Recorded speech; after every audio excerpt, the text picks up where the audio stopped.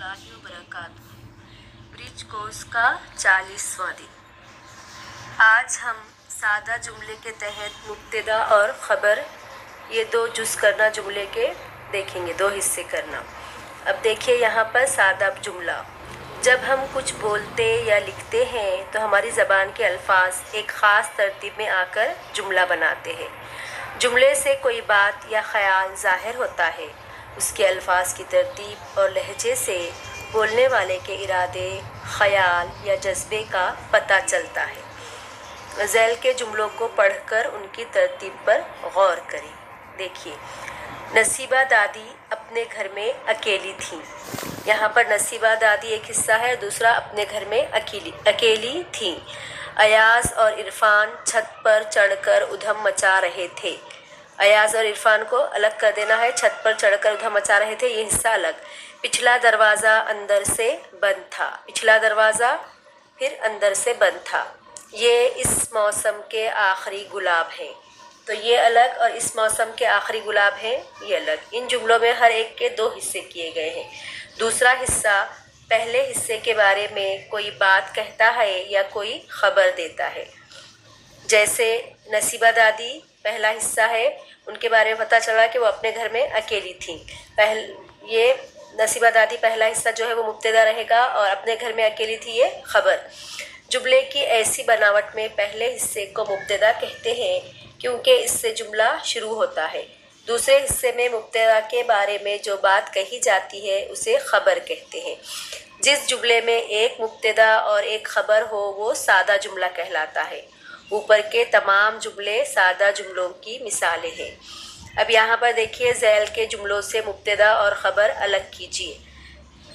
मदीने में सख्त क़हत पड़ा हुआ था, तो मदीने में क्या है, मुब्तदा रहेगा, और सख्त क़हत पड़ा हुआ था ख़बर। भतीजे के नाम उन्होंने सारी जायदाद लिख दी थी, तो भतीजे के नाम ये मुब्तदा, उन्होंने सारी जायदाद लिख दी थी ख़बर। मैंने मकान बनाया, मैंने मुब्तदा, मकान बनाया ख़बर। चौथा, मियाँ खूजी की रगे बहादुरी फड़क उठी, तो मियाँ खूजी की ये है तो मुब्तदा रहेगा, और रगे बहादुरी फड़क उठी ये ख़बर। आओ अहलियत पैदा करें। दर्ज झैल जुमलों में मुब्तदा और ख़बर अलग अलग करते हैं। अब यहाँ देखिए, पहला है नसीबा दादी अपने घर में अकेली थी, तो नसीबा दादी ये मुब्तदा रहेगा, अपने घर में अकेली थी ख़बर।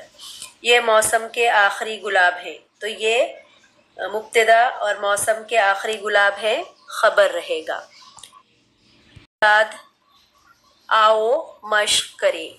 दर्ज झैल जुमलों को गौर से पढ़कर मुब्तदा और ख़बर अलग करके लिखिए। अब पूरे जुमले एक साथ पढ़ लेंगे पहले, फिर उसमें से मुब्तदा और ख़बर अलग करेंगे। मोमिन अपने दोस्त के घर जा रहा है। इरफान मैदान में खेल रहा है। अरीब 12वीं का इम्तिहान देने वाला है। आज शहज़ादी की शादी है। बाबर ने खाना खाया। तो यहाँ पर देखिए, मुब्तदा जो है, तो पहले जुमले का मुब्तदा मोमिन, दूसरे में इरफान, तीसरा अरीब, चौथा आज। फिर बकिया में क्या रहेगा, अपने दोस्त के घर जा रहा है ये ख़बर।